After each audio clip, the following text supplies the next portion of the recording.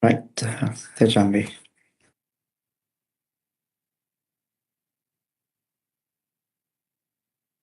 Okay. Good evening, everyone. A very warm welcome to the UK Career Accelerator Masterclass hosted by us at Top Tier Talentees. So we are very happy to see all of you here tonight. And as you are already aware, this session is designed for individuals who have moved to the UK recently or looking to build a successful and sustainable career. So we understand that starting over in a new country and can feel challenging, especially when it comes to understanding the job market in the UK, the employer expectations, and how to position yourself professionally, right? So tonight we will be sharing practical guidance on how to build a strong UK standard CV, a LinkedIn profile, improving your employability skills, understanding the workplace culture in the UK, and also in terms of interview preparation and how to confidently take your next steps towards a career success in the UK. So I also want to mention that this session is just a stepping stone of a Career Accelerator Masterclass series. And we will be hosting many more webinars like this going forward. So looking forward for all of us to join with us through this journey. So each of the key topics we introduced today, such as like I mentioned before, building a strong UK standard CV, your LinkedIn optimization, interview preparation, and it goes on, the list goes on. But each and every one of those topics will be covered in much greater detail in a dedicated individual session throughout the series, just to keep you guys informed about that. So this is more than just a webinar, obviously, and it's just a beginning of a career transformation journey, and we hope it will definitely help you out in your career journey. Okay, so let's get started. Now, before we get into today's topic in depth, we'd like to first introduce ourselves and share who we are and what we do at Top Tier Talentees. So we believe it's very important for you to know the people behind this session and the vision that drives a support we provide to professionals building a career in the UK. And I think the best person to share that journey with you is our very own CEO and founder at Top Tier Talentees, 𝗖𝗿𝗿𝗲𝗏𝗏. So without taking much more time, I'm going to hand it over to 𝗖𝗿𝗏𝗏𝗏 to give you a very brief introduction about us at Top Tier Talentees. 𝗖𝗿𝗏𝗏𝗏, over to you. Right, thank you, 𝗍𝗏𝗿, and good evening, everyone. And thank you so much for joining us tonight. And it's truly a pleasure to see most of you have joined us today. And there was so much of interest to join this program, and which is a great start. And we understand, as 𝗍𝗏𝗏𝗏 mentioned, we understand that moving to a new country and trying to establish yourself professionally can feel really overwhelming. So understanding the UK job market, employee expectations, workplace culture, and how to position yourself within this competitive market is quite challenging. And we have gone through that, we have done that, so we know how hard it is. And that is why we exactly have designed this program. And we wanted to provide you free advice. And then later on, as 𝗍𝗏𝗏𝗏 mentioned, we have designed a webinar series where you can get a greater exposure to the UK market, right? So our goal is not just to give you one webinar, as I mentioned, but to build a full support system that helps you to grow by step throughout your professional journey, right? So to give you a brief introduction about who we are, Top Tier Talentees is a UK-based recruitment company and also talent consultancy built around clearly just one mission, which is to help people and also businesses to grow through the right opportunities and the right support. So we work across multiple sectors. The main sector that we are in at the moment is healthcare sector, and also we are involved in education sector, hospitality sector, and also there are professional services that we provide as well. And very soon we'll be starting a tech recruitment as industry demands continues to grow. We get so many candidates who are into tech, and we actually want to look into that as well. So we have already made a progress in that, and we will be advertising tech recruitment, tech jobs quite soon as well. Right. And also, because of this gap that we have seen in the market, where you come into the country with lots and loads of qualifications, but it sometimes somehow it doesn't enable you to get into or land into a proper job. So that is why that is one of the reasons why we have designed our CPD programs as well.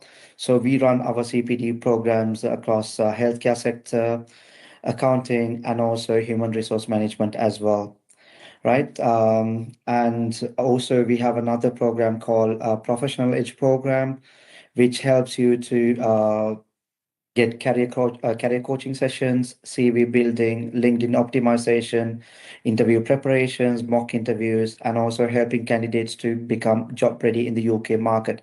Not just that, and most of the candidates who we come across, they're going for a career switch. Maybe you have been in the accountancy in back home, but when you come into the UK, you might have to get into hospitality sector, healthcare sector. So when you have these career switches, there could be some career coaching required for you. So we provide these specific career switch programs as well. And also, we recently started HR consultancy services as well for businesses, especially for startups and SMEs, helping them to build compliant and people-focused HR systems without the cost of full in-house HR department. The main reason is there are so many businesses where you have applied for sponsorships, and also then if you do not have a HR expertise, and if you do not have a budget to run your own HR team within your company, that's where we come in. We can provide you one-time services, or we can do it on a subscription basis at a lower cost than hiring someone to run your HR services. And also, we provide support with higher education and student finance programs as well. So if you have permanent residency in the UK, or permanent residency in the UK mainly, or it could be you could be pre-eligible for PR over here, or if you have been here more than 3 years, most of the times you can apply for these government funded programs if you are on the path, if you're on the pathway towards your PR, right? So for these programs also, we have designed a few programs across England, and also we have a few in Wales as well. So we will be able to provide you more details later on about that as well. So most of these are government funded courses, and you will be eligible if you have the PR, or if you're on the pathway towards the PR as well, right? So those are the main areas that we are operating at the moment, and we have a few more things to add, but I'm not going to take more time, and I want to bring 𝗂𝗀𝗻 to the table and to share her experience, and also to provide you insights on how to land on jobs, and about corporate etiquettes and all that. We will be discussing a few points where it will provide you a better understanding of how the market works, right? So 𝗖𝗿𝗻𝗿, do you want to take over, and then let's take it on from there? Yeah, okay. Thank you so much, Tharusha. So yeah, without taking much time, let me introduce our guest speaker tonight. So it is actually our absolute pleasure to introduce 𝗂𝗻 for our inaugural webinar session. So 𝗂𝗻 is an award-winning business leader, a founder, and an employability expert for over 20 years of C-suite experience across different sectors like media, publishing, marketing, employee engagement, and large-scale B2C exhibitions and fashion events. So if I talk about her a little bit more, she's the founder and owner of several highly successful ventures in Sri Lanka, including NVR Publishers, NVR Distributors, 𝗂𝗏𝗏𝗏𝗏𝗏, the award-winning magazine Brides of Sri Lanka, as well as 𝗂𝗏𝗏𝗏𝗏𝗏 and 𝗂𝗏𝗏𝗏𝗏𝗏. So those are her own ventures that she's founded back in Sri Lanka. And she was also recognized as Women Entrepreneur of the Year in 2015 in Sri Lanka for her outstanding leadership and impact in business and publishing. Her entrepreneurial journey and leadership have actually inspired many professionals, especially women, to grow confidently in their own careers and businesses. And 𝗬𝗏 also moved to the UK 3 years ago as an international master's student. And today she is the Employability and Employer Engagement Manager at York St John University, London, where she leads campus-wide employability strategy, employer partnerships, and industry engagement, supporting more than 3,000 international postgraduate students in building their successful careers here in the UK.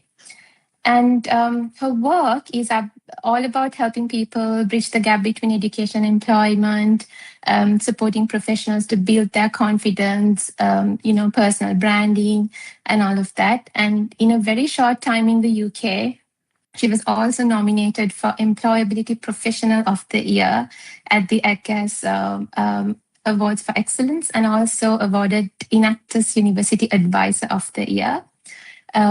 Which speaks volumes about the impact that she has made in a very short period of time. So what makes her advice even more valuable for us today is that she herself has personally gone through this journey herself, right? So having moved to the UK as an international student, after being a founder, a CEO, and a well-reputed entrepreneur back home in Sri Lanka, she understands firsthand real challenges many people face in the UK, and how she has adapted and built her career in a completely new environment. So that is like one of the most important things that we would be able to gather from today's session about her personal experience as well. So we're truly delighted to have her today with us and as a part of our UK Career Accelerator Masterclass. And I'm sure everyone joining us tonight will take away something incredibly valuable from her session today. So 𝗬𝗏, welcome to the Career Accelerator Masterclass. And thank you so much for accepting our invitation, and a very warm welcome to you. Okay, so to start off, 𝗬𝗏, I just wanted to start from here, right? So you yourself began your life here in the UK as an international student. And today you're thriving professionally and leading your own team, being the employability and employer engagement manager at a university level. So you have personally been in the same shoes that many of this audience today. They're trying to settle, they're trying to adapt and build a career on their own in a completely new country, just like you did a few years ago, right? So how has that journey been for you, not just professionally, but personally as well? What were some of the biggest challenges you faced, and how and what helped you to move forward? We'll start from there. Thank you so much, 𝗖𝗏𝗏𝗏𝗏𝗏, and it's an absolute pleasure being here today. So thank you so much for inviting me, 𝗖𝗏𝗏𝗏𝗏𝗏 and Tharush and Top Tier Talentees. Very good evening for all of you joining. It's like I said, it's an absolute pleasure to be here and speak to you about my journey, and hopefully a lot of learning takeaways for you all as well. So yes, starting. Well, if you have already started your career in the UK, that is an absolutely bold move. I did this myself 3 years ago. I came in as 𝗖𝗏𝗏𝗏𝗏𝗏 mentioned, I came in as a master's student on a 2-year program that included placement year. And I started my work. So I actually took the fact that I was somebody back home and I started ground up here in the UK. So that mindset of from where you come, having that mindset to be able to change and adapt and, even start all over again, that shows a lot of resilience, that shows a lot of grit.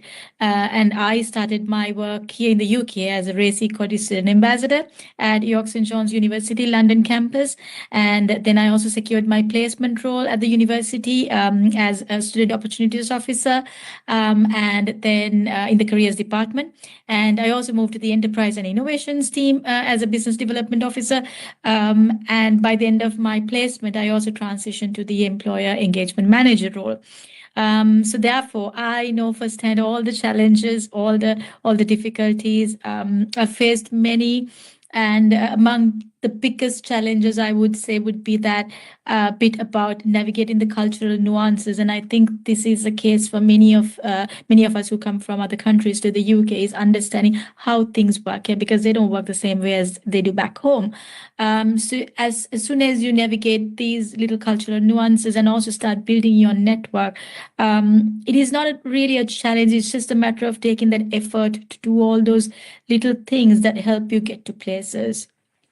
So I navigated them all and turned every opportunity into a success. And but here's the reality: most people come with fantastic work experiences, qualifications, and ambition, yet they struggle to get those results. So why? It's not because you're not good enough. It's because they don't understand that the UK job market works very differently to back home. And today is all about changing that. And I'm going to show you how to move from that uncertainty to clarity, and from applying randomly to jobs to positioning yourself strategically.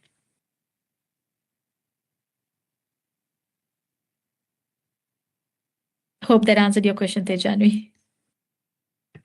Yeah, that's great. Absolutely, I yes. think, 𝗍𝗏𝗖, so what I would do is I'll take Neelam through a few questions, and I think so then we can answer with clarity as well when I ask the question, and then that would be much more better. And it's actually really good, and you have done quite a lot within a very short span of time, Neelam, and it's not something very easy to achieve, because there are some people who have been here for like 10 years, but still they struggle to place themselves into right jobs, right? So I have seen that. I've seen that myself, and I've been here for about good 15 years now. And there are some people still who struggles to learn into good jobs, but still they keep dreaming. But the thing is, if you do not do the right thing, obviously it's a bit hard for you to, get position yourself in the right place where you want to, right?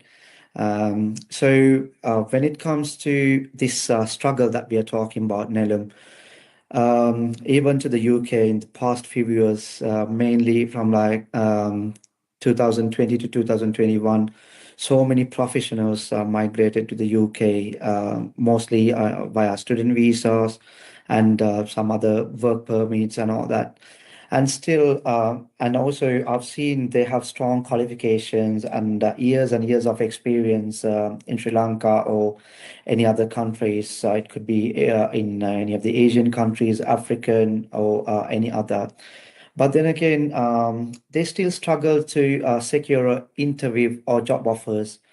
And from your personal experience, why do so many candidates struggle in the UK job market, Neelam? Very good question, Tharusha. So what I see, and then having worked with a lot of international students and having this network of people who are here in the UK who have migrated like that, the biggest mistake I see is that people assume that the job market works just like back home, in their home countries, and it doesn't.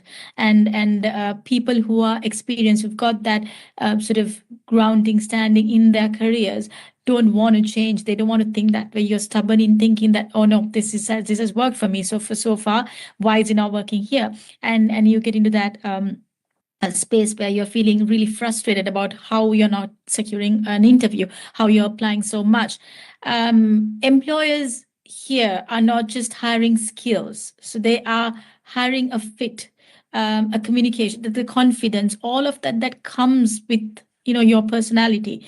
And most candidates don't struggle because they lack that ability. They just struggle that they don't understand how the job market evaluates talent, right? In the UK, hiring is competency-based most often, right? And employers are assessing things like, can you do the job? Can you communicate effectively? Can you add value from the day one that you are hired? Most candidates apply with strong qualifications, but their CVs don't demonstrate impact. And the applications are not tailored most often. So they don't align with the employer's expectation, and that's where the gap is. So first things first, for us to understand is that you need to create a UK CV, UK-centric CV. Now, I remember coming back, having my experiences and my qualifications and all that, and I've been in the media industry, so I've had a really fantastic CV that I had back home, had my photograph in there, all the skills, qualifications, everything. I wasn't working, so it takes so much, for you to realize, I've got to unlearn, I've got to start all over. If this is what's working in this fit, in this culture, I've got to change. And not only that, it's also about understanding the job market, right? Understanding that you are applying for the right job. Think whether am I really a fit? Because most often I see, and I see this a lot among international students as well, is that they just randomly apply. You don't bother to think whether you're the right fit for that role. If the advert says, for example, you need to be a British citizen and you apply for it, obviously you're not going to get selected, right? If the advert says you need a driver's license, for example, right? Or you need X amount of experience in this job role, and you just randomly apply. Nevertheless, you are just taking a chance and you're just applying. So obviously you're going to get rejected, and obviously you're going to be upset about it, right? And also around the job market is also to think about the hiring seasons, especially if you're a recent graduate. Look at the hiring seasons of the companies that you want to apply. These are some of the things that, people need to understand, who's hiring at what time, and is that where I should be applying, that kind of thing. So I would say if you really carefully read job descriptions or job adverts, you will see that many of them you don't really qualify to before you apply. That is something I'd like to sort of pick out as one of the main reasons for this struggle as well.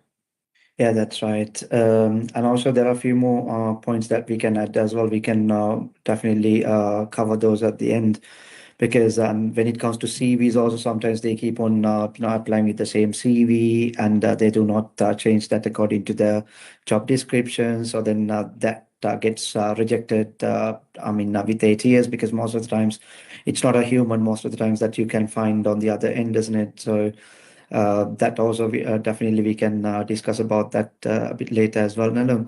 So because I want to ask you more about employer expectations at this point, because when it comes to you work with both employers and candidates as well. So when it comes to UK employers, what are they actually looking for today, and are they mainly looking at just qualifications, and is it a combination of qualifications and experience? How would you answer that? Well, employers are looking beyond qualifications, Tarusha. Employers are not asking anymore. They're not asking what degrees you have. And blindly getting degrees and qualifications is also not going to help you really if you're not getting the right ones. So employers are looking for evidence, right? They're asking, can you do the job, work in a team, and can you add value from day one? Right? If you think of yourself as an employer, I always tell, this is something I share with our students as well, is that always put yourself in the shoes of an employer. Would you hire you? Right? Here's your job description. Do you think you're a fit for this role? That's your answer most often. And also what they want to see most often is that transferable skills. And then they're heavy on that as well. So things like problem solving, communication, where you can do not that same role, but you do another job which has the skills that could be transferred to the job that's advertised. That's very important. right? And also in recent times, because times are changing, the world is changing, technology is changing, they're looking for adaptability. They're looking for resilience, agility. So if you are not resilient in your job application itself, how are you going to be resilient in a job, right? These are the kind of things. And I think now more than ever, increasingly AI literacy as well. Back in the day, it would be just, a digital literacy. Now it's AI literacy that people are looking for, because yes, there is AI that's replacing the work that you used to do, but also looking at now in your role, how are you going to use AI effectively to do that job better? And that's your competitive bit as well within an organization and staying relevant. And also, most importantly, they'd want to see how you have applied those skills, right? So it's not about saying, I have teamwork skills. It's about showing where you have used them, what you did, and what outcome you achieved. It's about saying that story properly to an employee to sell yourself. Yeah, that's a perfect answer. And also, Nellum, when it comes to the UK experience, if you're, I would like to take you towards positioning themselves, within this UK job market. So when it comes to positioning, most of the candidates feel that their experience is being ignored, especially when they're being told that they have no UK experience.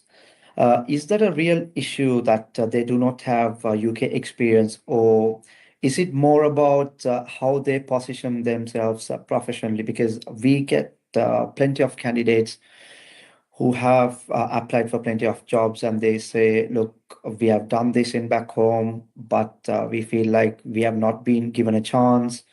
It could be probably because of our visas, or it could be because of any other reason, right? That they want to just keep, some say that they want to hire more candidates with citizenships or longer visa periods.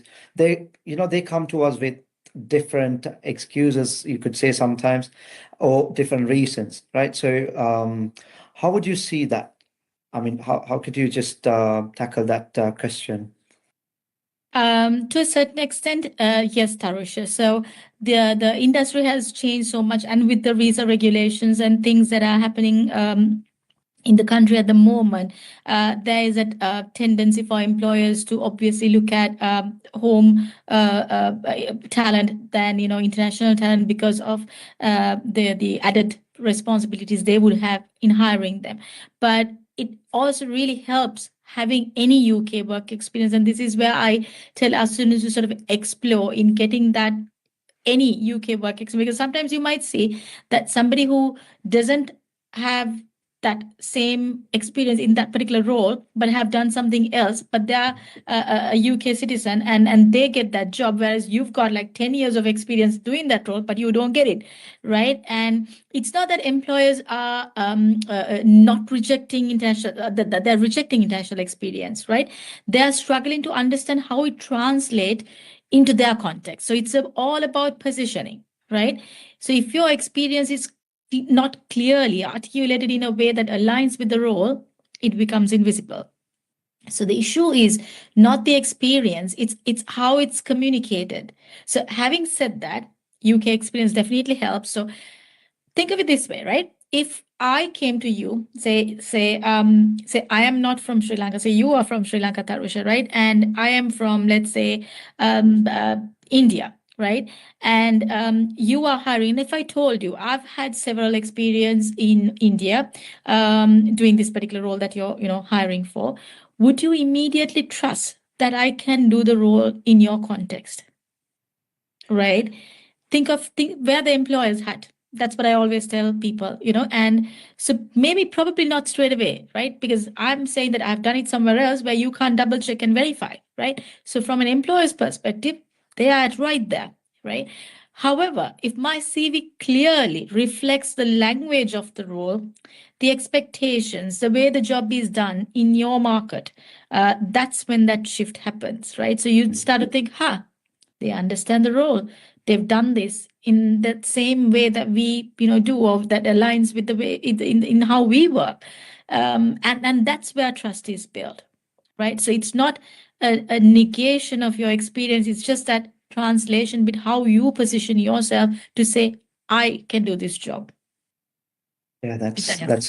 that's a perfect answer, because most of the times, as you mentioned, say if they do not know anyone from our country or our background and how it works, or about our educational systems or anything like that, then obviously they can't take that risk, because obviously they are running a business and they can't obviously hire someone that they have no idea of.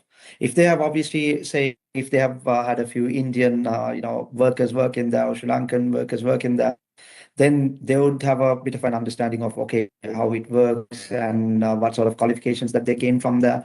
Then yes, you might have a chance, but until then, obviously they can't take a risk and we can't blame it. So it's up to us to, get this skill set right.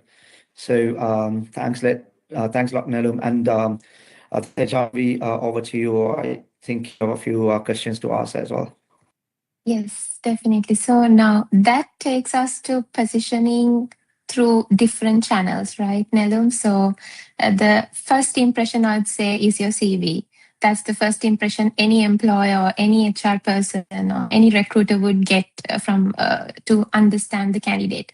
So me being a recruiter for years, I know, like, no matter how many times we talk about CVs, we still get it wrong from candidates, and they make the same mistake over and over again because they do not want to understand why we are saying that this is how it should be positioned, because they always think about the efforts, their qualifications back home, and they don't want to give it to a waste, so that they always make sure that they have it in their CV, but it actually kind of gives a negative chance sometimes, So when it comes to CVs, what makes a strong UK standard CV according to your experience and from your perspective? What are the most common mistakes candidates make that immediately reduces their chances of getting shortlisted from screening? Yes, Tejani, which is a very tricky question when it comes to CVs, and there is no right or wrong answer in this. But generally, with my experience, a strong UK CV is clear, it's tailored, it's result focused. So remember, your CV is not a history document, right? It's a marketing document. So basically, that's where you go and communicate. And if it doesn't clearly show your value in 10 to 15 seconds, it's not working, because no, and you would attest to this, that no recruiter spends more than 20 to 30 seconds on one CV, right? So it should be 1 to 2 pages, ideally, maximum, maybe if you really have to, if you got so much work experiences, maybe 2.5 pages, the most, and tops. Ideally 1 to 2 pages. Now, and also this depends on industries as well, but it's got to be structured properly, right? It's got to be aligned to the job description, and every bullet point that you have in there should demonstrate impact, right? Not just responsibilities. Make sure you use the UK formatting. So if you do not know how to do it, perhaps go to someone who's qualified to doing your CVs or writing CVs, a career coach perhaps, and also look at the different sections of a CV. Like, for example, you've got a bio section, you've got a profile section, you've got an education section, work experience, etc. Now, there are different CV types for different industries, and also depending on your experience, right? So if you are writing, let's say, a chronological CV, right? If you just completed your studies, then you'd want to start with the study section first, right? Whereas if you got work experience now, which is above that study section, then you'd bring the work experience before the education section. So that's how you'd change it. And then also around the work experience, if you're writing if you don't have any work experience, you could write a skills-based CV. So starting off with the skills you have. But what's most important to understand here is that there is no correct format. There is no golden CV that will work for anyone, really. And it's all about that CV tailoring to each job. And this is a painstaking job, right? I am not a CV expert or, a career advisor. And hence, I take a long time to do my own CV if I have to do it and tailor to a job. It takes me at least a good 5 to 6 hours, doing that tailoring bit alone. And you need to use the keywords from the job description to do this, right? And to relate them correctly with the experience. So not just uploading onto ChatGPT or any AI tool and then asking it to sort of do the tailoring bits for you, because it will obviously distort that information to sound right, but it would be completely wrong. And employers can see that immediately when you do that. So this is where most of us become lazy, when you have to do that tailoring bit on your own. And this is, again, not to say that you can't use AI. You definitely can use the AI to doing that tailoring bit, but it's just you going through those bullet points one by one to see if it makes sense, if you're not lying. And most people tend to just, even if you get this right, most people just tend to create this one CV and just randomly apply to all the jobs. Does not work. Every job description is different. Every keyword is very important, especially with ATS and all of that. So then when you do this one CV, which is really easy, right? And sometimes some of us, upload this on LinkedIn and just do that easy apply now button. And then you think, oh, I've applied to like 1,000 jobs. Why haven't got any, right? And this is that very reason. Because it's not going to work that way. So you're going to get disappointed, and then you don't get a response from them, and then you don't secure a job interview, and then you're frustrated as to why that is. So your CV has to have a clear positioning and effectively communicate your value, right? So around ATS as well, ATS is application tracking system. So these keywords will give you that score. And this is before it even reaches a human being. You need to get through the ATS to get you to be seen by a human being, your CV to be seen by a human being. Then also around writing about result focused. So using the XYZ method, for example, right? Where, results focus formula, which is used to write strong CVs with bullet points. So it forces candidates to move from listing duties to instead of just listing duties, just demonstrating impact and value. So like, for example, a structure would be accomplished X as measured by Y by doing Z. That kind of, sort of, if I were to give you an example, let's say if you're applying for a social media job role, or role in social media, you could do, say, increase social media engagement by 40% by implementing a targeted content strategy and analytics tracking. Sort of, giving that, how did you do, what did you gain, how did you do by doing what kind of thing. Then also remember, this tailoring is key, no matter how time consuming it is. If you want to, you might as well not apply. If you're not going to tailor, just don't, save yourself the time, don't apply for the job.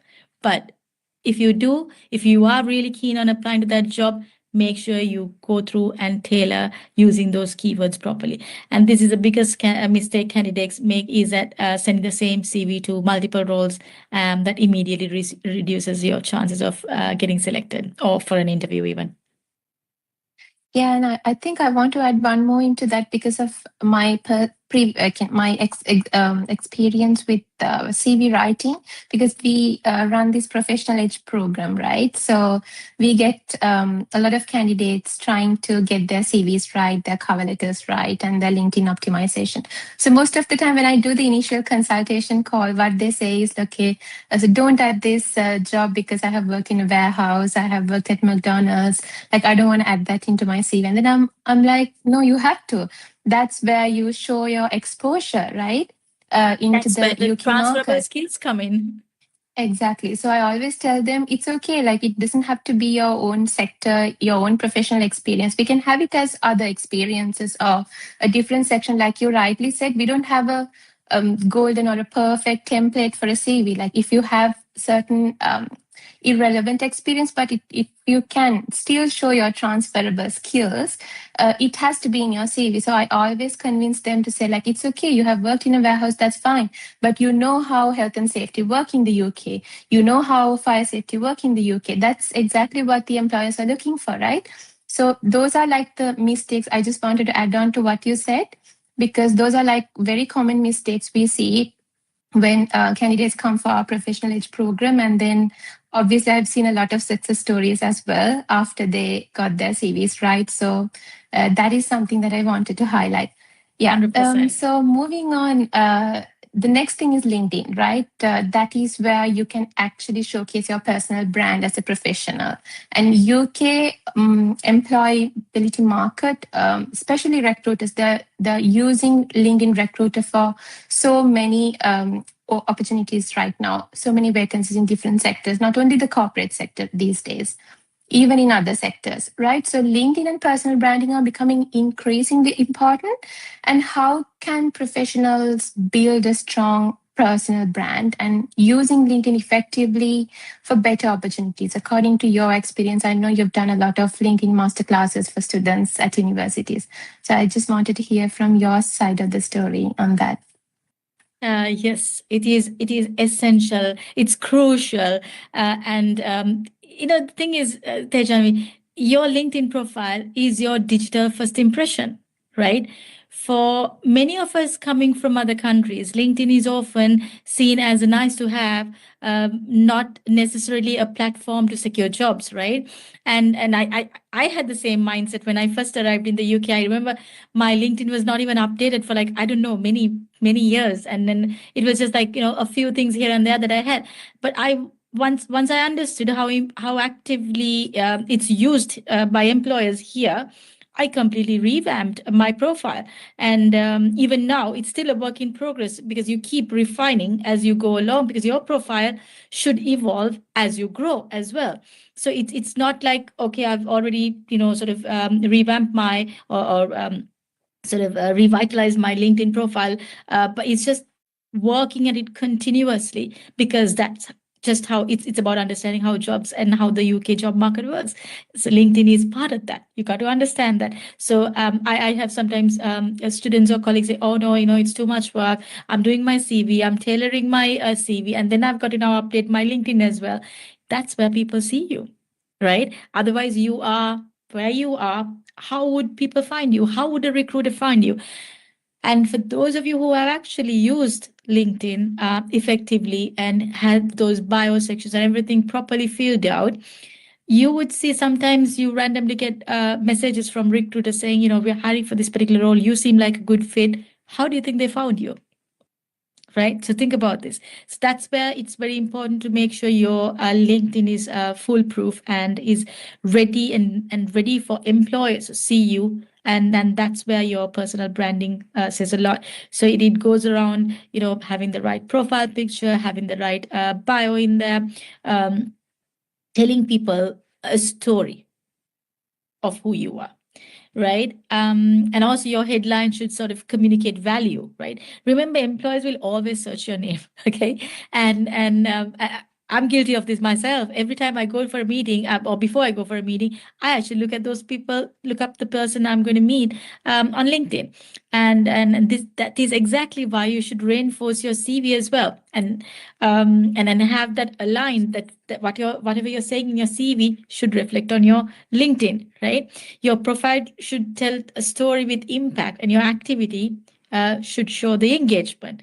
So a strong brand increases visibility and opportunities.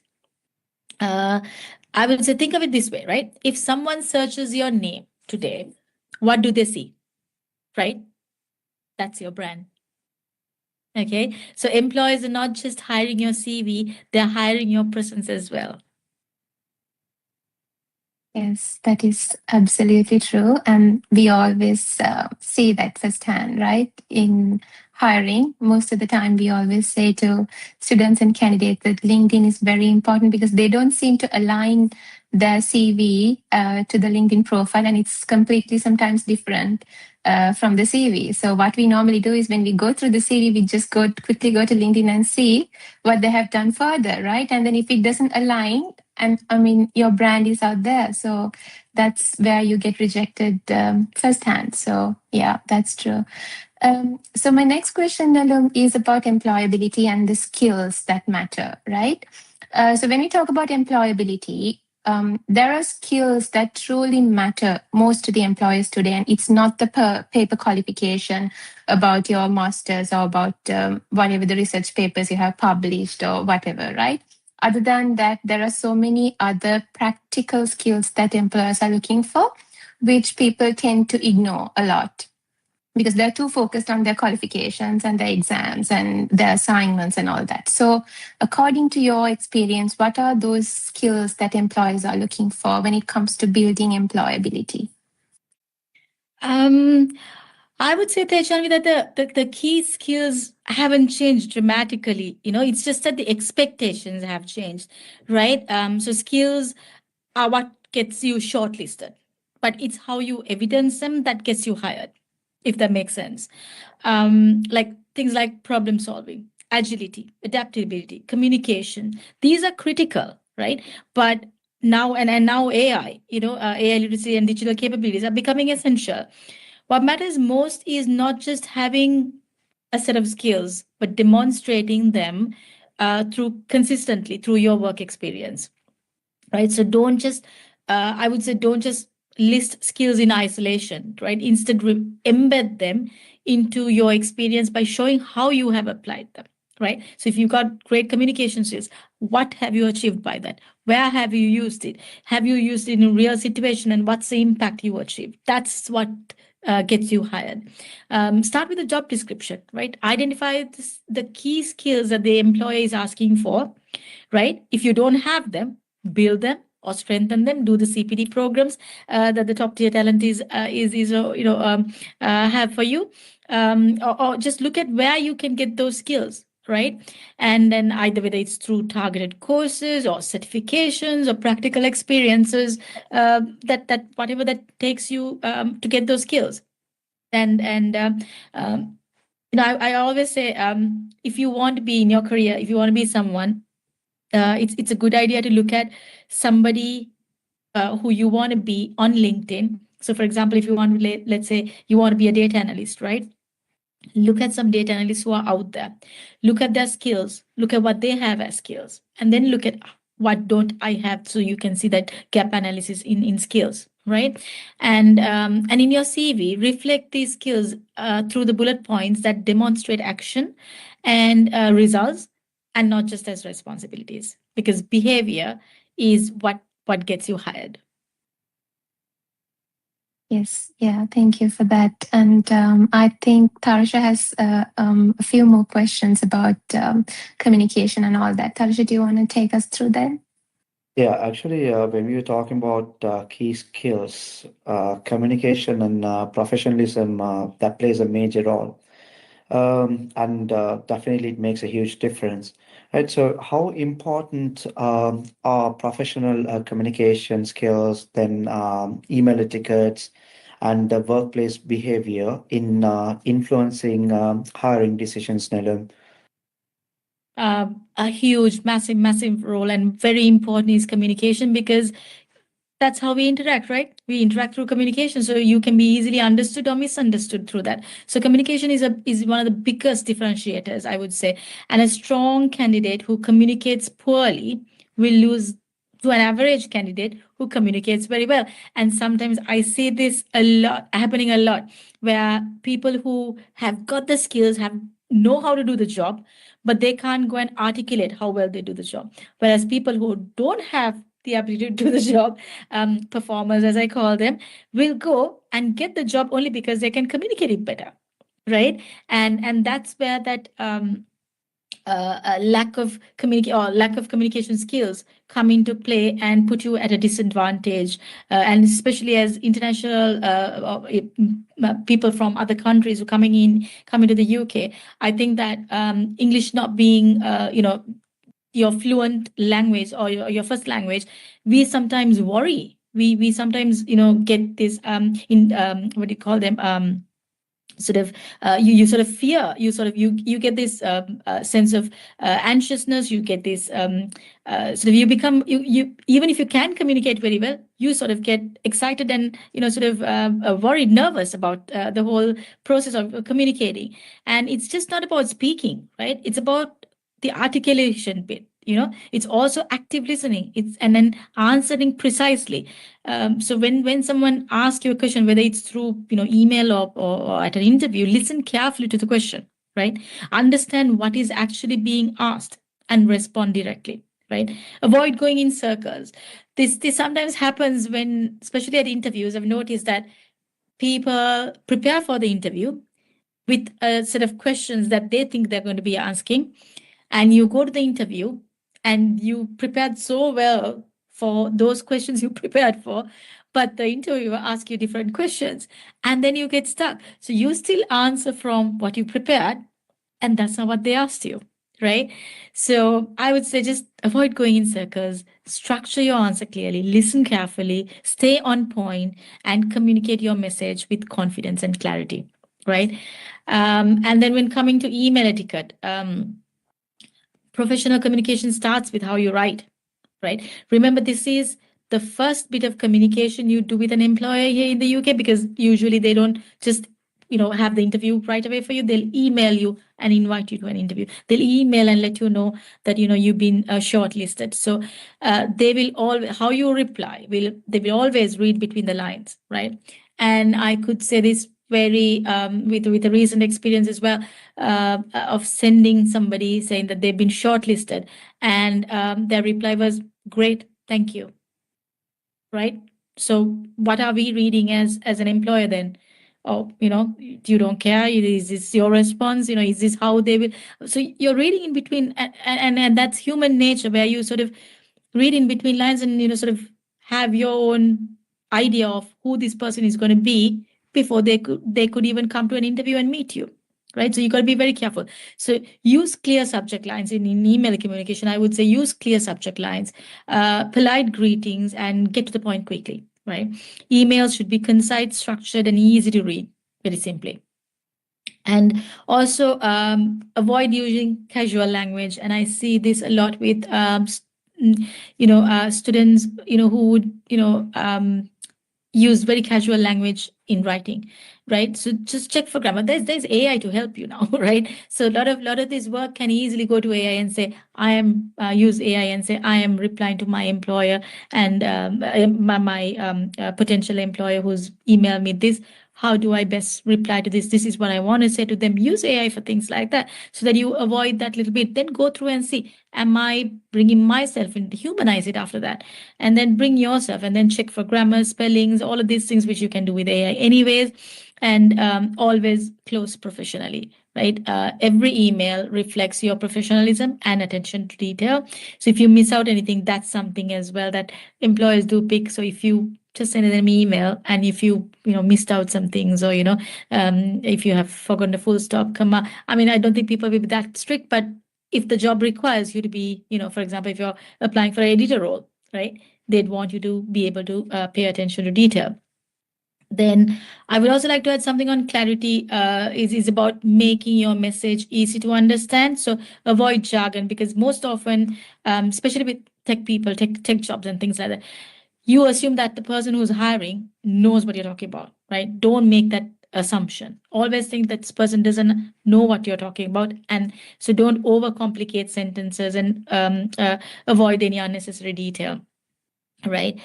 Be direct. Say what you simply mean in a simple, structured way, so that the reader or the listener doesn't have to interpret or read in between the lines. Your message should be just clear, and your message will become unclear if you don't do that, and it will impact your impact will be reduced as well.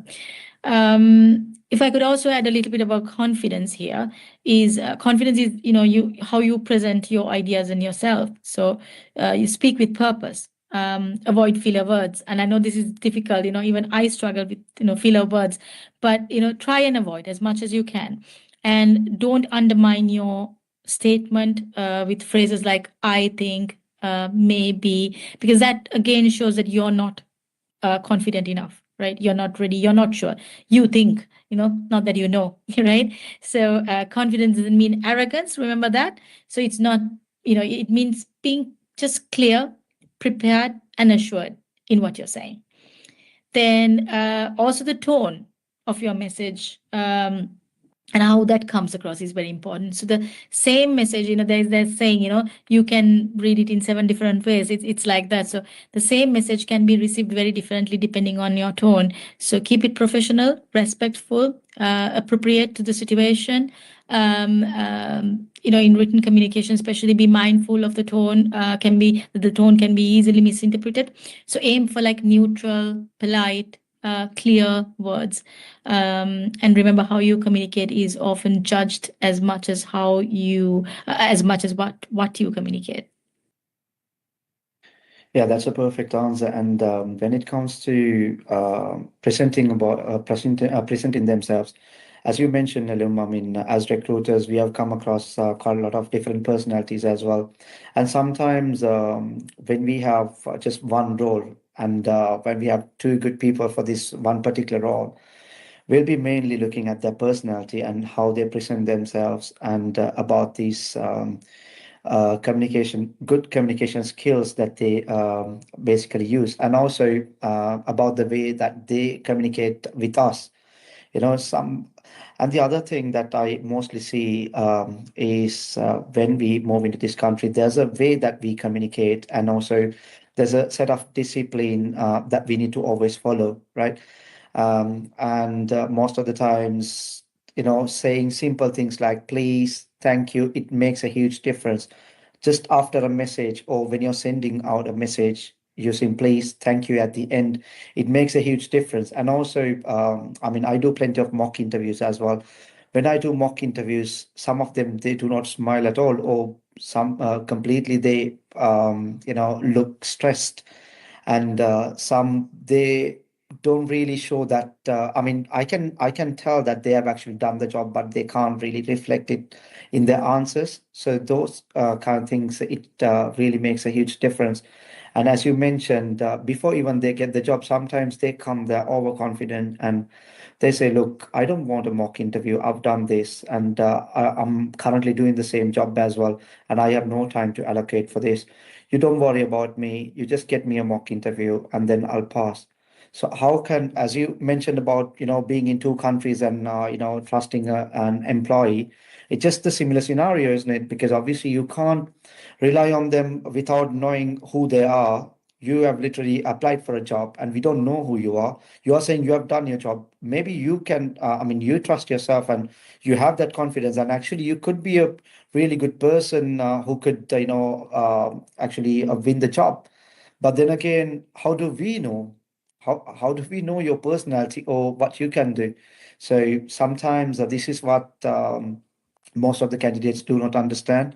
And I'm really glad that you put in a way that it really, makes sense. Right. So when it comes to these UK workplace cultures, that's quite different from our backgrounds as well. I mean, not like completely different, but there's obviously a difference, right? So for these professionals, international professionals, especially adapting to UK workplace culture can be different sometimes.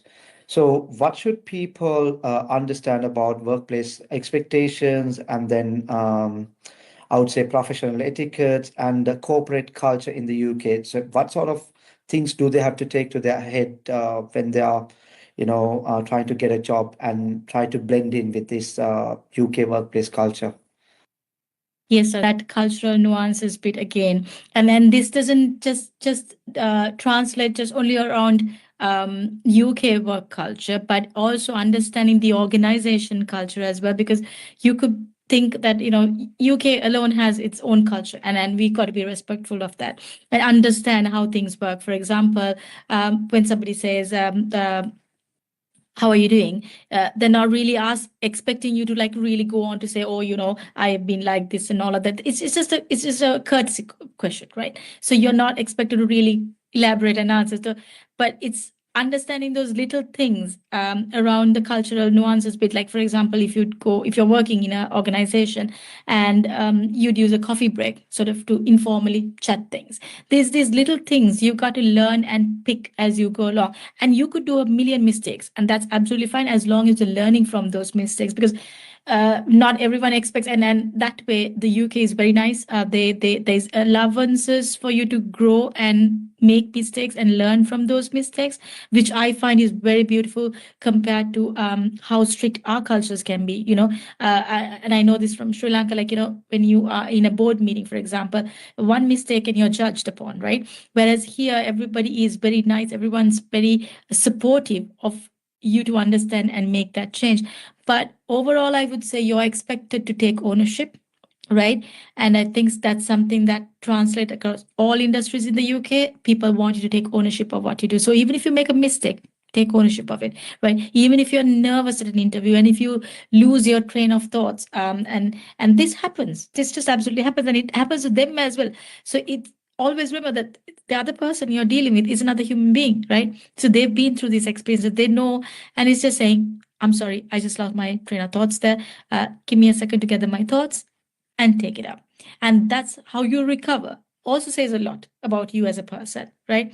You could forget what you're saying, but how you pick up and come out of that situation says a lot about you.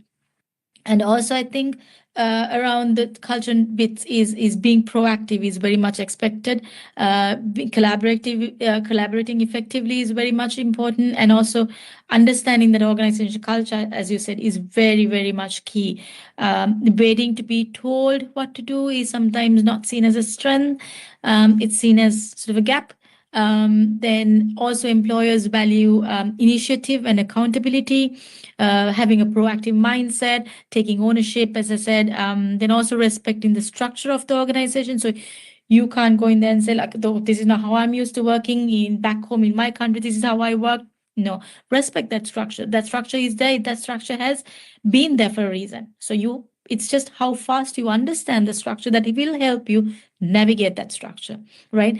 And also something I find, and I say this to our students as well, is that once you go into your organization, understand who is who in your organization, right?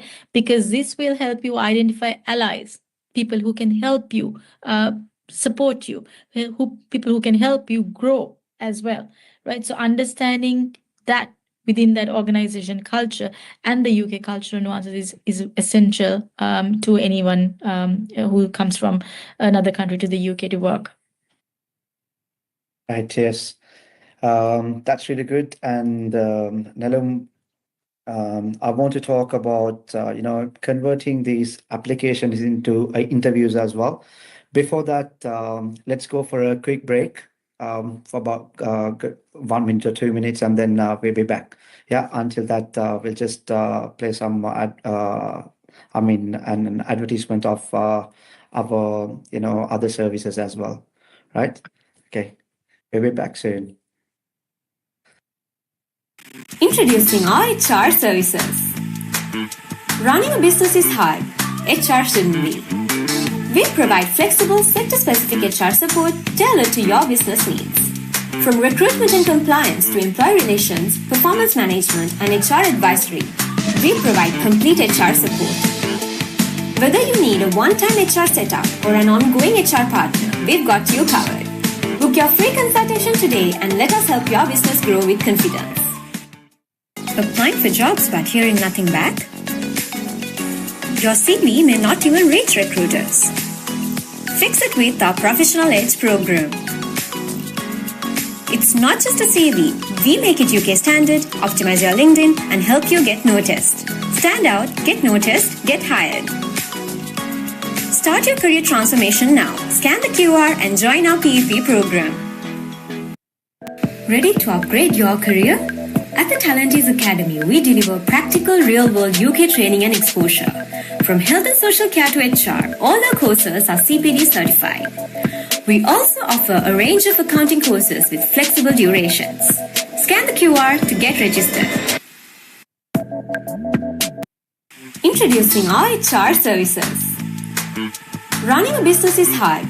HR shouldn't be.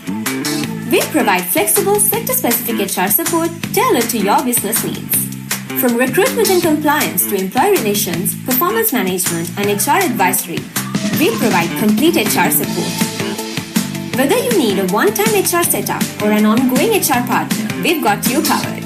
Book Book your free consultation today and let us help your business grow with confidence. Applying for jobs but hearing nothing back? Your CV may not even reach recruiters. Fix it with our Professional Edge program. It's not just a CV. We make it UK standard, optimize your LinkedIn, and help you get noticed. Stand out, get noticed, get hired. Start your career transformation now. Scan the QR and join our PEP program.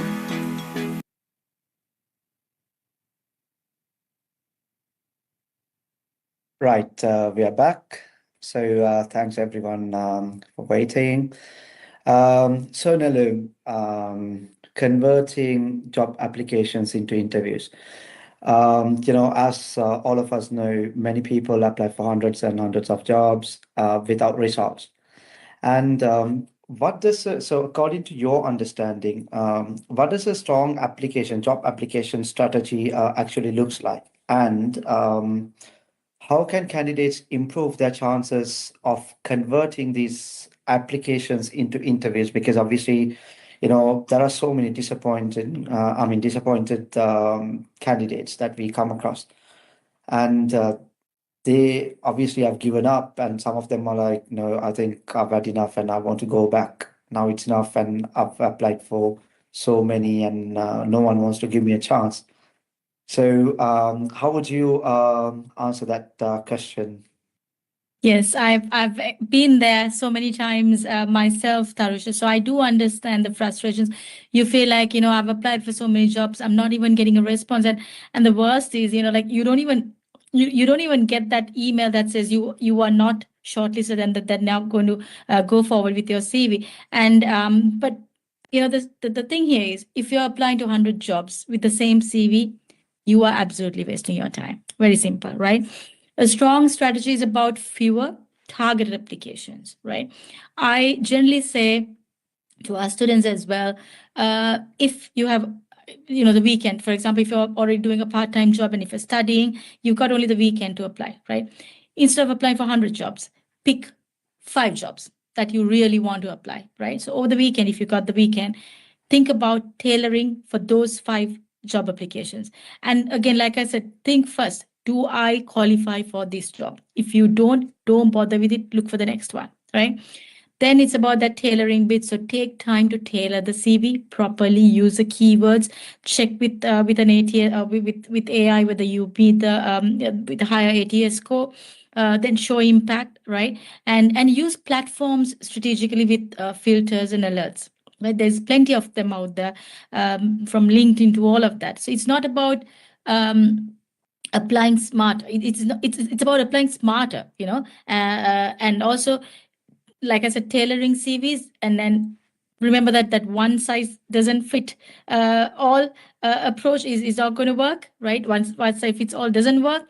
And align your CV and cover letter. That is very important. So you got a CV that's tailored. Now align your cover letter as well, because that's got to be tailored as much as your CV's got to be tailored for each job role, reflecting those skills and responsibilities and using the language that the employer has used in the job description, right? And employers can immediately tell, right, when it's a generic application that they're sending, because they know, they've seen them, so many of them. Like you very rightly said, when you see so many CVs, you know that this is a generic application that they're just randomly sending to everywhere. So use keywords. Because most UK employers, especially big organizations, are using ATS application tracking systems. Make sure that you get that higher score on the ATS. And also, if your CV doesn't include those correct keywords from the job description itself, it may never ever reach a human being. Mirror the language that's used in the role, right? Look at the advert, go back and see the minimum skills, the jobs that they expect you to do, the work that they expect you to do. See whether all those keywords, those verbs are used properly, right? And especially for things like skills, tools, competencies. So if they say you are expected to use a particular software, that word has to be in that. So for example, let's say Excel, right? If that is in the job description, that's something you would be using, the word Excel should be on your CV as they have used. Yeah. Then also show impact, not just tasks. I would say move beyond what you did to what you achieved, right? Because results, metrics, and outcomes will always demonstrate value. And be proactive with the job platforms. Like I said, use filters strategically. For example, LinkedIn, right? If you are looking for jobs only in London, and then if you've just not used that filter by location, you're just going to get randomly, you're going to get alerts on jobs that are in Birmingham, Manchester, everywhere. Then do you want to waste time looking at them? No. If that's not your target job, don't. So use filters, right? I want entry-level jobs. I want jobs in London. I want jobs in this particular sector. So just filter them. So that way you're only seeing the right opportunities. Then go through again and see whether you meet all the criteria. If not, don't apply, right? So, and also don't scroll endlessly. So, for example, if you are looking for visa-sponsored jobs, filter it using the visa-sponsored job type, right? Again, like that is the entry level, industry. Narrow down as much as you can, so you are only seeing and only engaging with the right opportunities. Then setting up alerts will help you, so that if you don't have the time to go looking for it, you'd get a notification, and then you can sort of looking at applying for those roles only. Then early applications often have a higher success rate as well. So don't wait till the last moment, especially in competitive markets. I would say save and track roles, right? Keep a list of shortlist, like jobs that you plan to apply for, keep them saved and then tailor them. So for example, while you're in the train and you get this notification for a job that you think you might be able to apply, but you're in the train, you're not ready to do the tailoring and all of that, save it, keep it, go back and come back to it. And then for international students, especially, I would say understand the market expectations, right? UK employers value relevance, clarity, evidence of skills, so no long descriptions. And always remember that key strategy is quality over quantity. So you're better off applying to 10 well-targeted roles than to 100 generic jobs that are out there. And build your international experience, bridge them, and translate your experience into transferable skills that align with the UK role, right? Something I also suggest, and this is very helpful, is having a job application tracker, because most often we don't remember where we applied, right? And you could go back to that same organization sometimes to a different role, not knowing that you have already applied to another role in the same organization. So it's always good to have that application tracker with things like the company, the role, the date you applied, the cover letter, the CV, the version that you used. So if you want to go back as well, and the application status, did you apply? Did you get an interview? Did you get rejected? Did you get an offer? Key contacts, recruiter details, follow updates, things like that. And that also helps, especially like, let's say if you have used a CV for a data analyst role in one company and you see another opportunity in another company, it's very much easier now for you to sort of do the tailoring bits. Yes, you will take the same job description from that other company, but it's going to be far easier because it's sort of tailored towards that job role anyway, right? So it's just the other bits that you will be pulling as keywords from the second job, basically. So I would say stop applying more, but start applying smarter and earlier. That's perfect. Right. So when it comes to these interviews, sometimes, interviews are often where even strong candidates lose confidence. According to your experience, what helps someone truly stands out and win during these interviews, Nelly? About interviews, Tarusha, I think interviews are not about answering questions, right? It's always that they are about proving you are the best choice for that role, right? And I would say use a structure your answers. Use a STAR method, for example, right? So don't speak randomly or go off track. If you use that STAR method, and this is about practice as well, you know, even if you practice, even in your rehearsals, or like if you're going to sort of do mock interviews and things like that, this is a fantastic place to use that STAR method. In your head, bring the STAR: situation, task, action, result, right? And keep your answers focused. It will help you think logically, and it's easy for you to follow a pattern that the interviewer would, you know, sort of make sense out of. This will also help you sort of show impact, not just activity. So when you talk about the results, that's where you would show impact. Employers also not interested in what you were responsible for really, right? They want to know what difference you made. That's where you will sort of differentiate between yourself from the pool of candidates that they have there.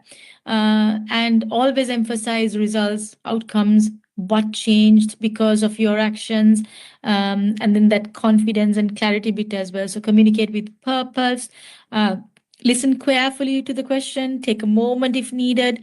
And also I would say, if you want, you can sort of repeat the question that was asked so that you make sure you're answering the right question. And also it gives you a little bit of time in your head to structure the answer properly as well, right? Also, I would say avoid going in circles. So be concise, structured, and clear in your delivery. And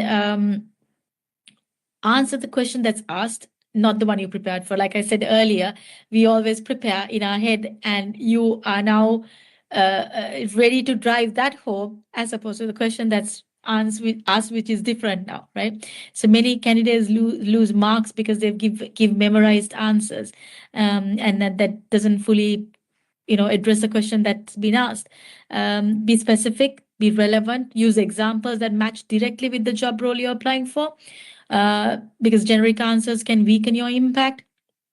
I would say demonstrate commercial awareness. This is very important. Commercial awareness is absolutely important, because think of it like this. A company, by hiring you, is investing in you. For what? Right. Company is up there to make money, right? So if you don't understand the commercial, if you don't understand commercial awareness, and if you don't understand how that company makes money, right, and how you fit in to get the company to get that money, you're losing it, right? So think about, show how you understand the company structure, the role, and where you can add that value, right? How you become indispensable in that organization. Also about preparation, I would say, don't sound rehearsed, right?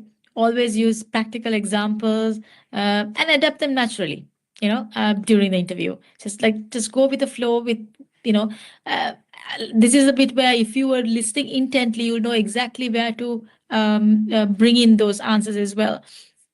And then most importantly, again, over and over again, listen carefully, answer the question directly, and that's where you know, candidates gain or lose marks, really. So it's not the best candidate that gets a job; it's the one who proves the best in the interview that gets a job. Yeah, that's true. And then the other thing is, I think when it comes to interviews, sometimes candidates, when they do not know the answer, or when they have not done certain things that the interviewer is asking, they try to kind of make up a story, or try to kind of fake it and to pretend to be somebody else that they're actually not, without just telling them, I'm sorry, I have not done this, is better than just going around the bush, which we already see in a lot of candidates, because they want to kind of impress the interviewer, and then they try to kind of make up something which I don't think is kind of suitable at some point, you know. If I can come in, Tejani, this is also where, if you want a nice recovery and if you do not know the answer, is where you show yourself as a person who's got a mindset to learn, right? So you could, for example, if they ask you about something that you really do not know, and say, I am not fully aware of this, and which is something I would love to learn from working at your organization, because I do like to learn things that I do not know. And that's where I'm trying to bridge my experiences, bridge my education with the industry knowledge. And this is the kind of industry knowledge that I'm looking for, right? Because, and I know this about early careers, is that, and this is why sometimes master's level students applying for entry level jobs don't get a job, is because the employer thinks these people know so much, they've got so much experience, how are they going to learn at our organization? So especially with internships, and I had this conversation once with someone from HR from a very reputed organization, and I said, it's strange, you got all these internships, so why can't our students apply for those internships? They're like, you got master's level students, right? And in that, I'm like, so what's the problem? Because they can do the job. It's easy, you hiring them, because you save yourself training people to do a job, as opposed to getting someone who doesn't have any idea about the job. And what this recruiter, or basically person from early careers, said was that, you know what, the reason we give that internship is that we bring them in afresh to teach them our ways and fit into our culture and fit into our ways of working, right? And this is that bit, sometimes when you just say, I do not know, but I would love to learn that from your organization, would be a nice save, as opposed to saying, something off tangent, basically. Absolutely, that's true. And then moving on, I think I wanted to ask this question because at Talentees Academy, we do a lot of CPD programs, CPD courses where we bridge the gap between employability and, the UK exposure, where a lot of migrants come into the UK. They've had years and years of experience back home in their home country, but then they really don't understand because they don't have the exposure in a work setting per se. Maybe they've done their masters, but they still don't understand the importance of continuous professional development, which is CPD. And I don't think it's an option anymore in the UK. It's a co-expectation. But sometimes people do not tend to understand the criticality of it, right?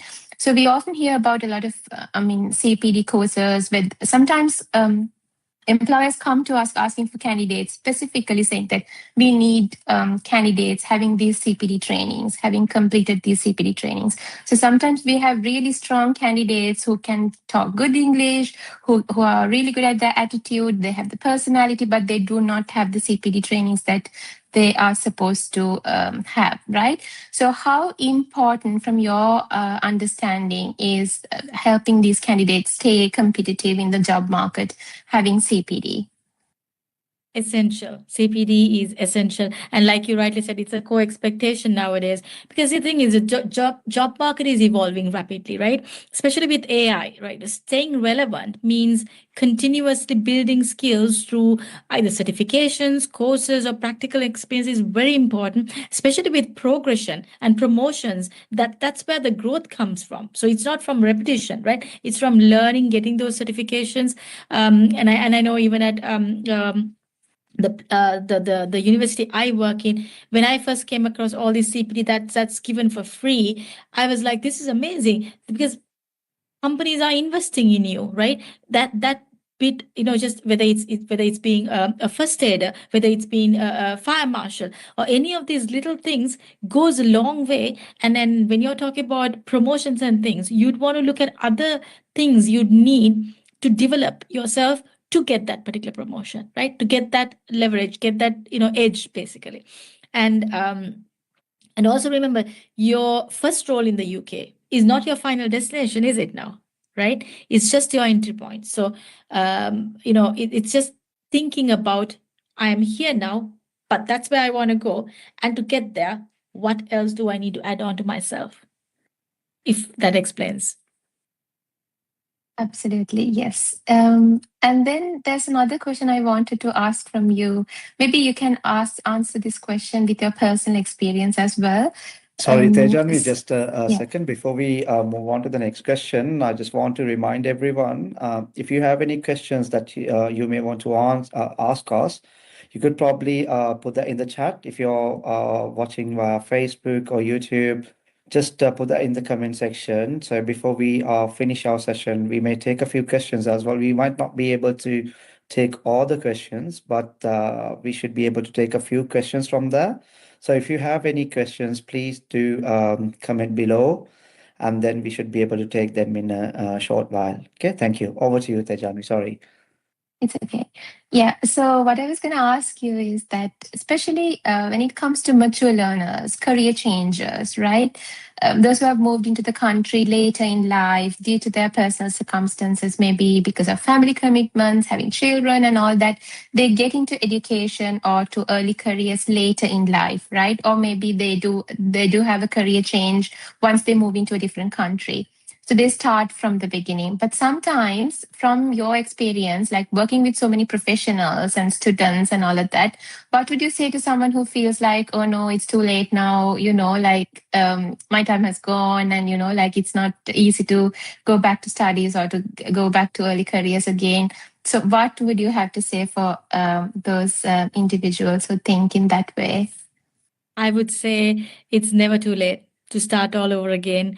And if you look at some of the most successful people, right, they've started very late in their lives. Look at KFC, Colonel, or a lot of people like that. A lot of people actually started very late in their lives. They've done something completely different, and then they picked up later. So similarly, if you and recently, I have a funny story to share.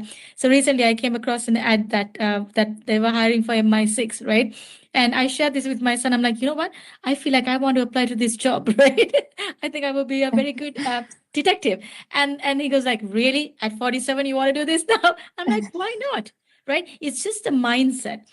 And in the CPD bits is also, Tejan, with the fact that you wanting to do extra CPD and learn and grow yourself shows that you are willing to remain relevant, you are willing to remain competitive in such a highly competitive job market. And that shows that you have that growth mindset, that you are willing to now take on something completely new. So there's absolutely nothing stopping you except yourself, right? So if you want to change careers right now, do that. And UK is a beautiful place for that because there's always opportunity for people to try something new. There are no restrictions age-wise or learning abilities wise. There's always that every access possible to education, and then that's why it's such a wonderful place for people to do that change, and then not be judged for doing or being questioned for doing that as well. Yeah, absolutely. And then when you said UK has a beautiful setup for that, I wanted to mention this as well. Now, in the UK, we also do student recruitment at Top Tier Talentees, where certain individuals are eligible for government grants and, student finance grants and all that, where they take care of the course fees and everything completely. Obviously, depending on circumstances, they have to be eligible. But then if you have moved into the UK and have had your, ILR status or pre-settled status, or whether you've had a British citizenship and all of that, there are circumstances where you can actually apply for student finance, and then you can get into your career change or maybe start a new career if you want to get into teaching, whether you have done banking before. There are so many candidates who come to us who want to change their careers depending on their lifestyle here in the UK, because it doesn't really match with the lifestyle that they're building here. So sometimes when you want to do a career change or when you want to do a new qualification, specifically to align with the UK standards, those benefits are also available, right? So that is something that the UK is supporting individuals in that sense, providing financial assistance as well. And definitely, if anybody is interested in hearing more about it, they can always talk to us on that as well. So that is something I wanted to add, because it always supports somebody who has come from another country, isn't it? So, yeah. So when it comes to career strategy, Tarish, do you want to take over from there? There's something that we want to discuss on that. Right, yeah. About career strategy. So, Nilum, when it comes to these professionals who are getting into jobs, right, as you mentioned earlier, career growth is not about just getting one job, right? it's all about progression, and also it's about long-term strategy, right? So when it comes to this, how should professionals approach career planning so then they can simply move from surviving to actually building up a long-term success? So how should they do this? Very simply, be strategic, right? So don't ask what job can I get? Ask what career am I building, right? Where do I want to see myself? Like I asked you, and I mentioned this earlier as well. Where do I want to see myself? And think long term, right? Align your roles, skills, experiences to where you want to go, not just as your next step, right? So this is about thinking short term opportunities towards a long term opportunity. And even with our students, this is why I say sometimes think about internships. Yes, you do want to do your part-time job to get that money going while you're studying here and all of that.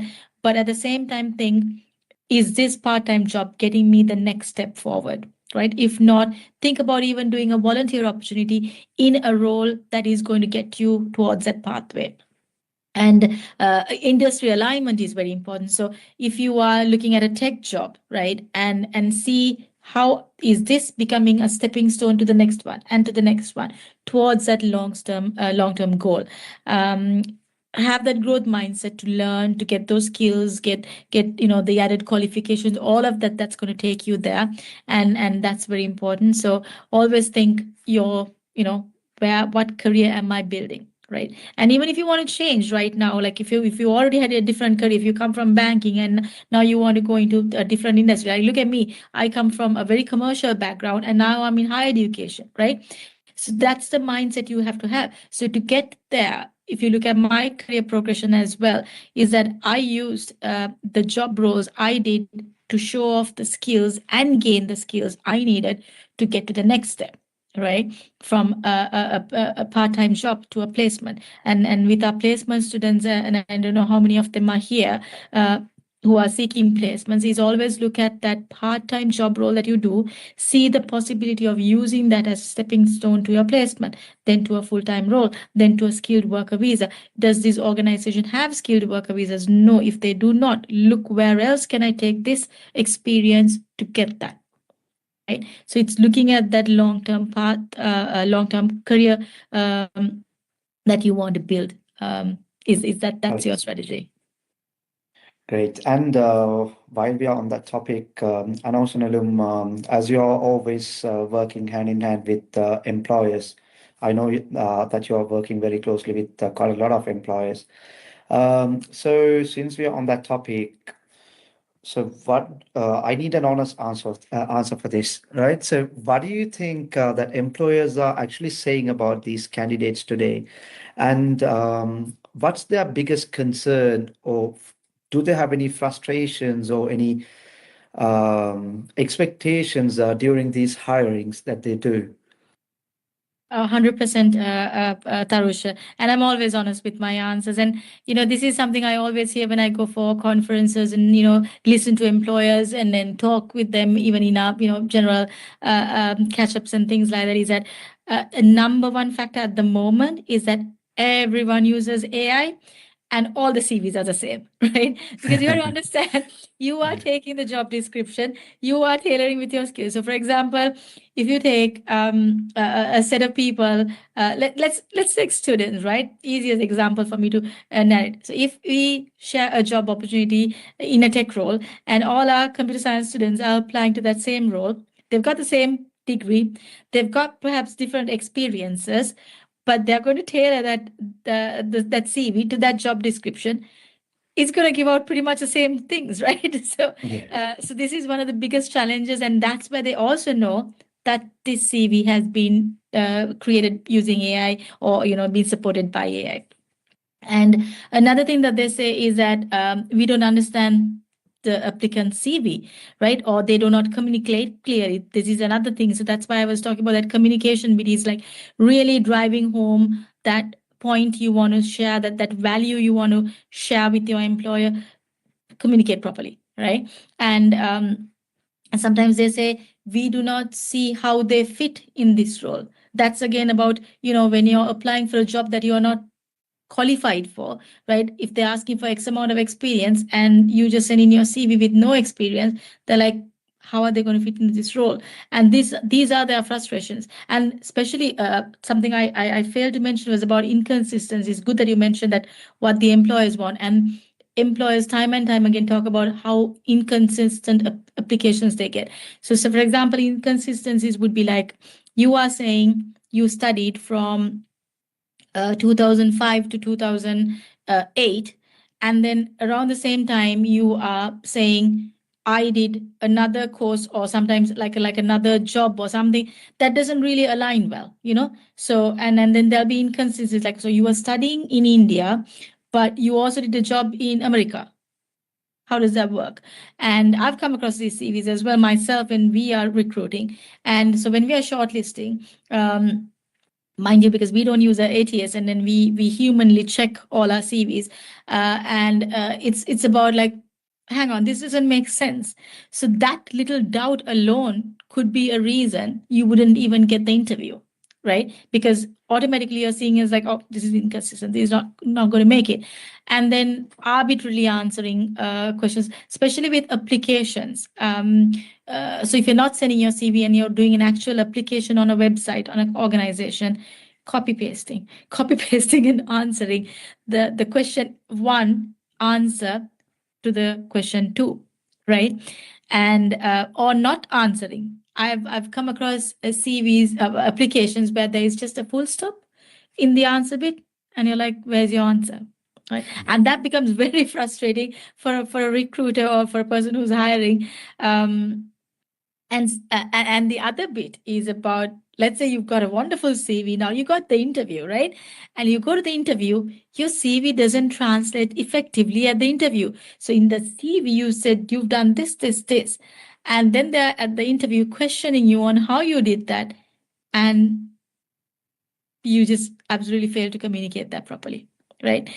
So these are some of the challenges that not always compatibility, but it's about clarity and position. This is the challenge that employers have, that when there is no clarity, when there is no positioning, they find it difficult to see whether you're really a fit. Always remember, when you send your CV, that person is going to read without knowing your background, knowing who you are, knowing where you come from, right? And those 2 pages is all you get. That one shot you get to portray yourself. Like I said, it's your marketing document, right? So think how you want that. So that's the gap you need to close. And always, and then this is something employers always ask for, is being authentic. They're looking for a human being. They're not looking for AI. So when you use AI, remember that there'll be 10,000 other applications that look similar, right? Be authentic. Bring yourself, right? Especially in the cover letter. That's a wonderful place for you to be very authentic as well. Bring yourself to the table. That's all. That's what they're looking for. Right. Great. Thanks a lot, Nelum. And I think we have pretty much come to the end. And I have one more question for you. But before that, I think we have a few questions. And if I take one question, so one person has said, you mentioned several times to write a CV description, times to write the CV descriptions in a way they highlight results. Could you give an example? Yes, definitely. Now, I think I used a social media example when I was talking as well. But if you want, I would say a different example, and I don't know which industry they are asking this question from, but something you could look at would be, let's say, what industry can we pick? If we pick, let's say you're a project manager, right? And you're applying for a project management role. So something that would think of that XYZ method I spoke about, right? So X would be what you achieved, so the outcome or the result, and then measured by, which is a Y, and this is where you would put numbers and quantify it, like numbers, time, percentages, revenue, volume, things like that, like where you could put a number on, right? And how you did it would be your Z. So that's where the skills, the tools, the actions you did come through. So example for a project management role would be something like, let's say, delivered a group project 2 weeks ahead of the deadline, right? With a 15% cost saving by improving task allocation or resource allocation and stakeholder coordination. Very simple, right?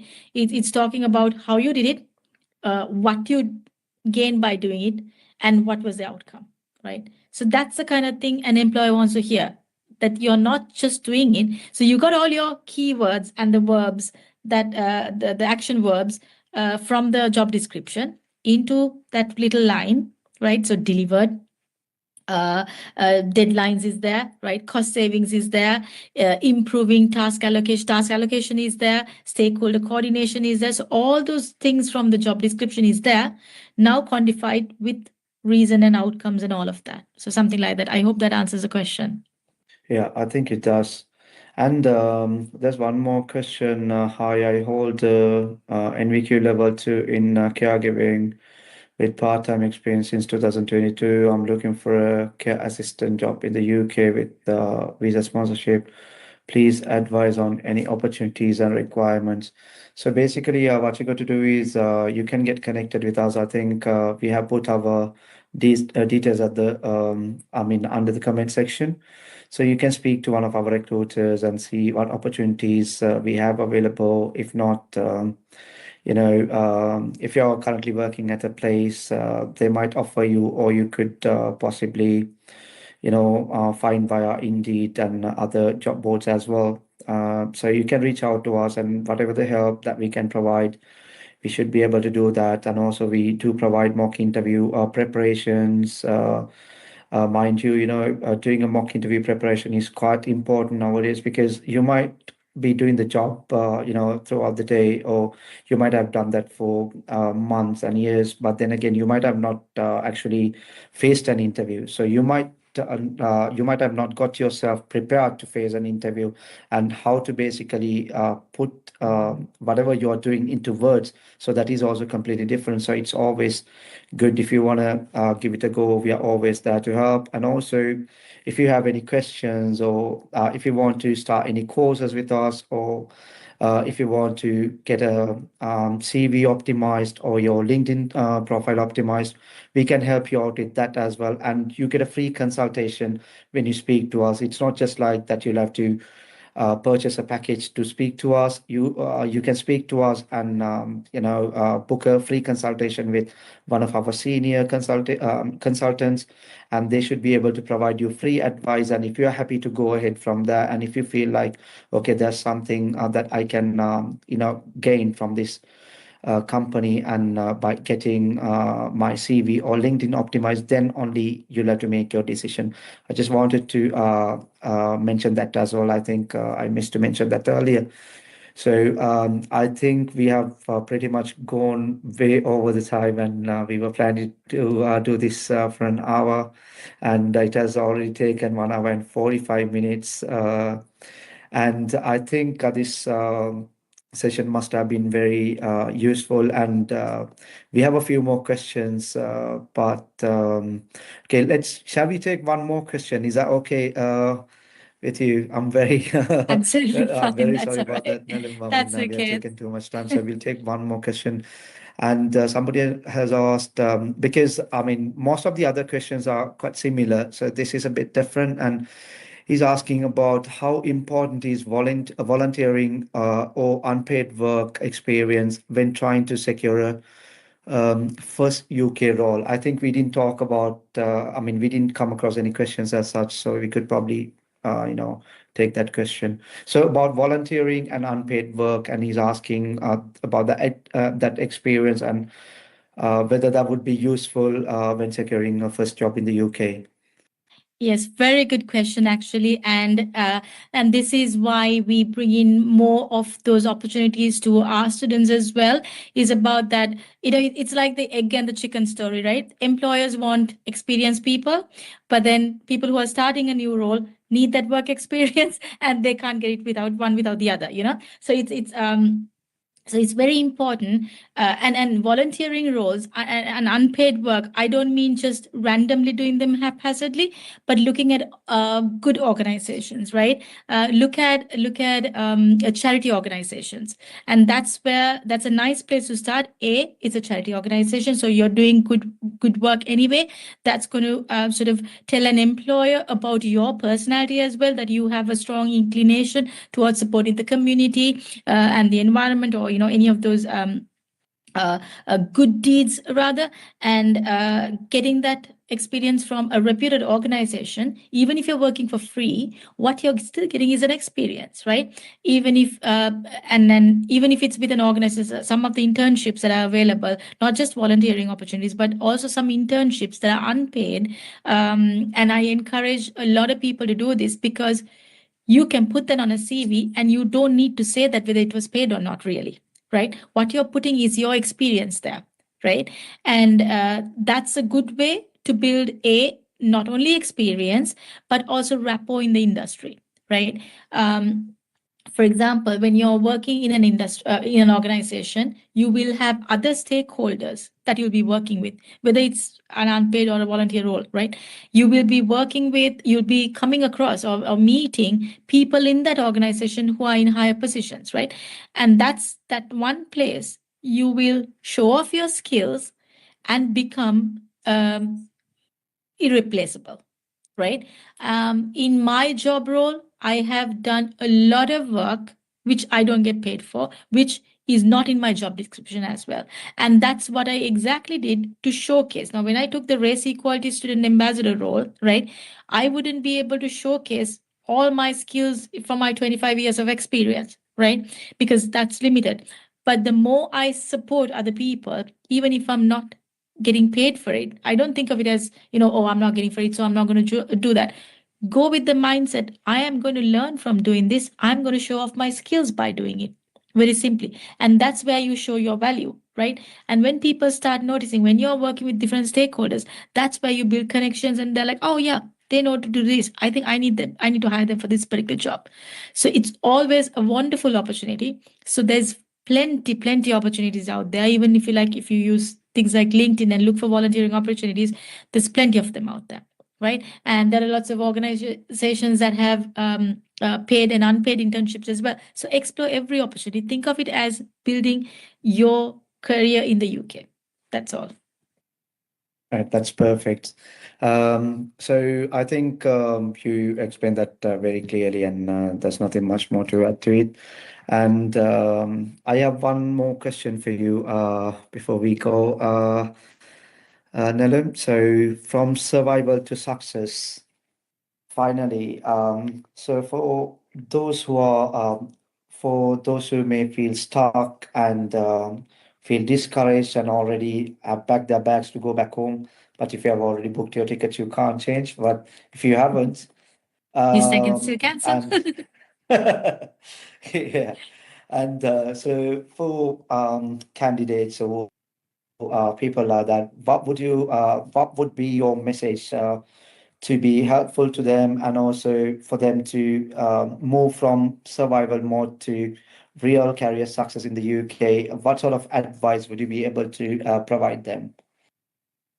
Yes, I would say, listen, UK job market is not impossible. It's just different, right? You just did a different approach. So if you feel like you're stuck, it doesn't mean that you're not good enough. It just means that, your strategy needs to change. That's all, right? Your mindset's got to change. The way you approach, the way you look at things got to change. You got to do that bit, right? And I tell my son sometimes, because I know he hates tailoring CVs, right? So he's like, but I have this CV, I just can send it. It has the keywords. No, you've got to take that time and effort. So shift your mind. Think, you've changed countries. You've left your friends, family, your comforts, everything. You come here to make it, right? And if you did all of that to get here, what's stopping you from tailoring a CV, right? And applying for the right opportunities, looking for the right opportunities. It's very simple. Just change your mindset, change your strategy. And the candidates who succeed are always not the most experienced, right? They are the ones who position themselves the best at the interviews, right? If you take one thing from today, be intentional, right? Be strategic and take ownership of your career. That's how you move from survival to success. And I wish you all the very best in that. Right. Thanks a lot, Nalum. It means a lot. And I'm pretty sure that everyone who has joined must have learned at least something, at least one thing new today. And I'm pretty sure that they can take that to bed today. And then from tomorrow, they can sleep on it. And then from tomorrow, they can start thinking about it. And I'm pretty sure that will be very useful because you have been very successful in many areas. It's not just that you have been stick to one area. And as you mentioned, after you came here, you had a career change, but you have done really well. And, 𝗖𝗿𝗿𝗲𝗿𝗁 has been with you for quite a while as well. And she personally knows that too, and that's how we were initially introduced as well. And it's really great to see you doing really well. And just to remind everyone at the end, so we will be doing a series of sessions like this. Specifically, we will be splitting them into a few different areas. I think 𝗍𝗏 will, mention about it in a bit, and also about a CPD courses. I just want to mention about that as well. So we do have human resource management courses where it runs for about 6 months, where you get work experience, and also at the end you get work reference for 6 months as well. You get hands-on experience while you're doing the course. And also when it comes to accounting, you got 1 month courses, 2 months, 3 months, and 6 months. Pretty much on 6 months ones. You get obviously your CPD certified certification, and also you get 6 months work experience reference as well, and a service letter if you need one. And also when it comes to healthcare courses, we do have introductory courses. Most of the times when you face interviews, you go to a care interview where you haven't got any experience at all.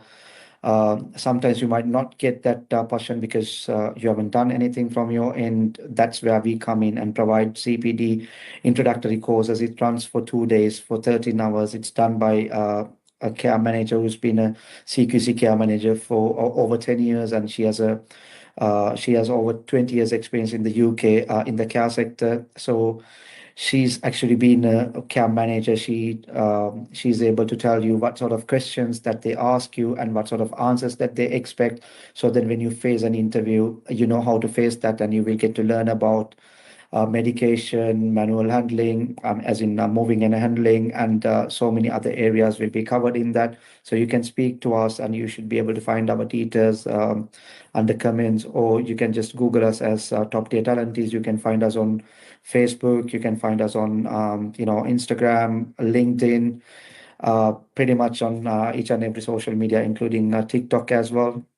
And also what we do is even on our LinkedIn, Facebook, we usually about 3 or 4 times a week, we provide tips about how to get your LinkedIn optimized, and what sort of things that you need to do to be aligned with to do the right things, to be in the UK job market, and what sort of strategies you need to use when you're applying for jobs, and how to get prepared for these interviews and all that. We do write articles quite a lot, so you can keep our Facebook page followed as well. So then you'd be able to stay updated with those, or you can follow us on LinkedIn. And also on YouTube, we'll be starting a video series soon as well, with could be 1 or 2 minutes videos about PEP programs, about CVs, about LinkedIn, and also about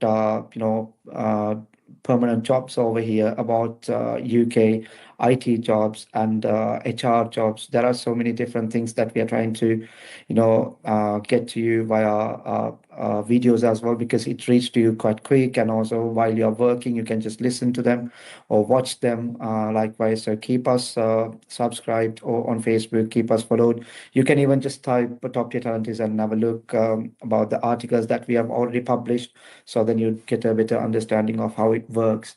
Right. So before we finish off, over to you, Tejan. We just give a quick brief about how we have designed this, masterclass series, and how Nilim's going to, present that to the community and the students and the ones who are. It doesn't have to necessarily be for students. It could be for anyone who's looking for a career change, or anyone who's looking to for the betterment of themselves, or basically a career growth. Right. Yes, over to you, Tejanvi. Thank you. Thank you, Darsha. Yeah, so as I mentioned at the very beginning when we started, this session is just the starting point, right? So we know each of these topics deserve much more time, deeper discussions, and so we'll be covering every area step by step through our upcoming Career Accelerator Masterclass series, right? So topics like the UK Standard CV, the LinkedIn, and then personal branding, interview preparation, workplace culture, communication, CPD, career strategy. Like we kind of touched based all of those topics, but then we really couldn't dig into deep because of the time constraints and everything. And it really needs a lot of engagement with you all, and then to have it in a discussion level. And we'll be exploring all of that with you all with our upcoming webinar series, and we'll be sharing updates and also notifying every one of you about the upcoming webinars very soon. So just stay connected with all our social media platforms and our website as well. So we'll be able to provide more details about the upcoming sessions that we'll be doing in collaboration with Nellum. Definitely, and then we'll be giving more details about it as well. And I hope everybody has gotten some sort of a value addition to their career with today's session, and to see where to start if they're stuck and if they're kind of disappointed, which we all of us kind of went through that stage when we came to the country.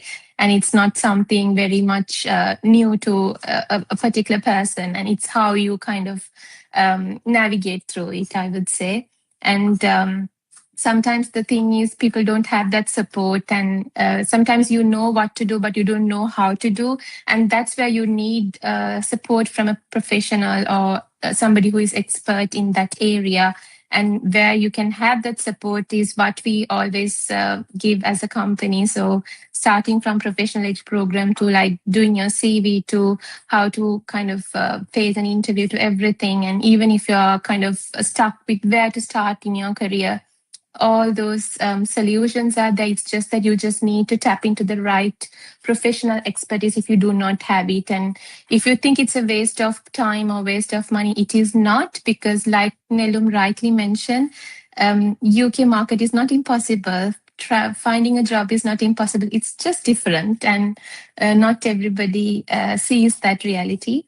And I think and I hope you all will understand that, and then will be in touch with us. And thank you so much once again, Nellum, for all your support and then your insights, your valuable time and all that. And to everyone, thank you once again for joining us tonight. And we hope this session has given you clarity, confidence, motivation, obviously, to take the next step in your UK career journey. Do you have anything to add, Tarisha, before we wrap up?